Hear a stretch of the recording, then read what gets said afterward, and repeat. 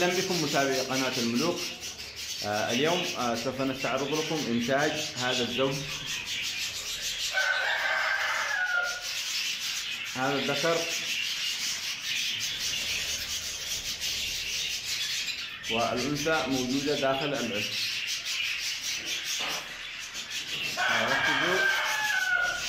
ركزوا على لون الذكر.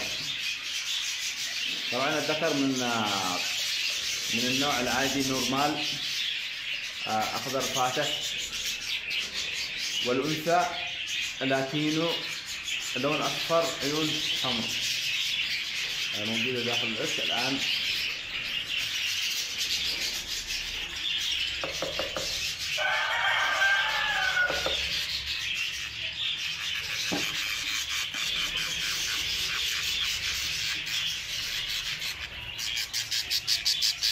هذه الأنثى.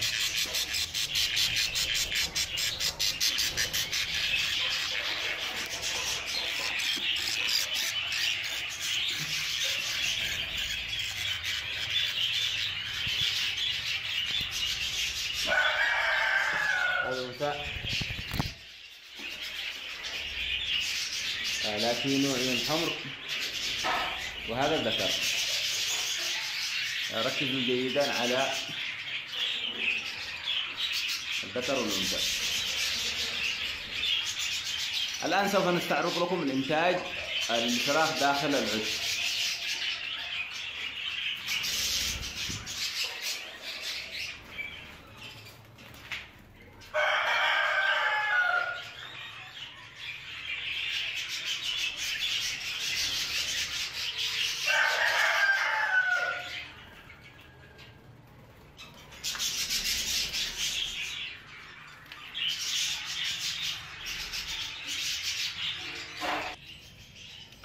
بصراحة الإنتاج في هذا العش يعني صدمني كثير. كنت متوقع الإنتاج يكون أفضل من هذه الألوان،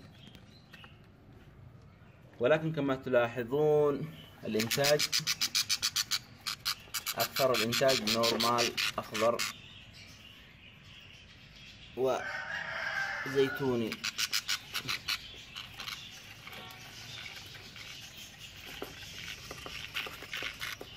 طبعا الألوان تعتبر ألوان عادية، ولكن هذه الألوان وهذا الإنتاج مهم جدا، لأن هذا الإنتاج وخاصة الذكور.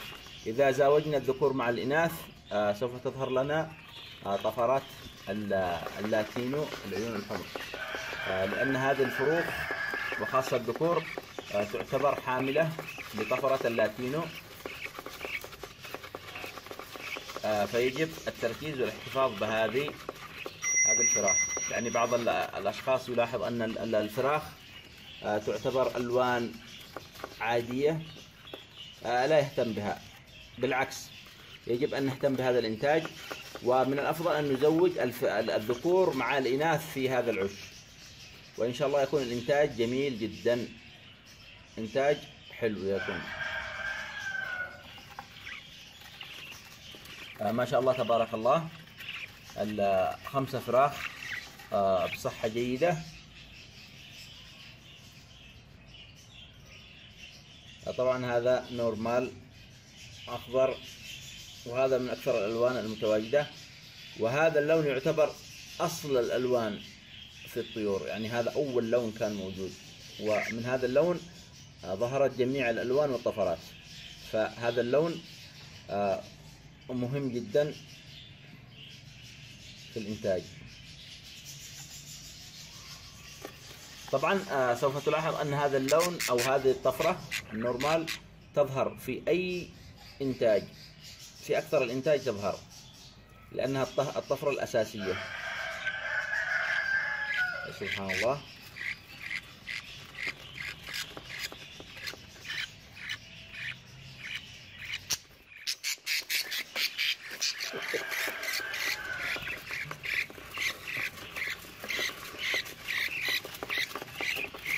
وأيضا هذا نفس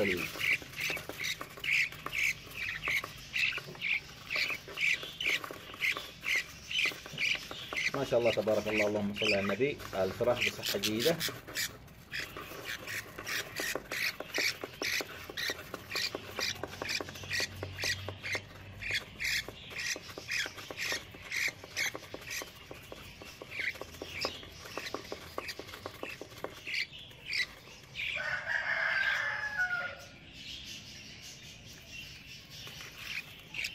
ثلاثة فراخ لون واحد، وهذا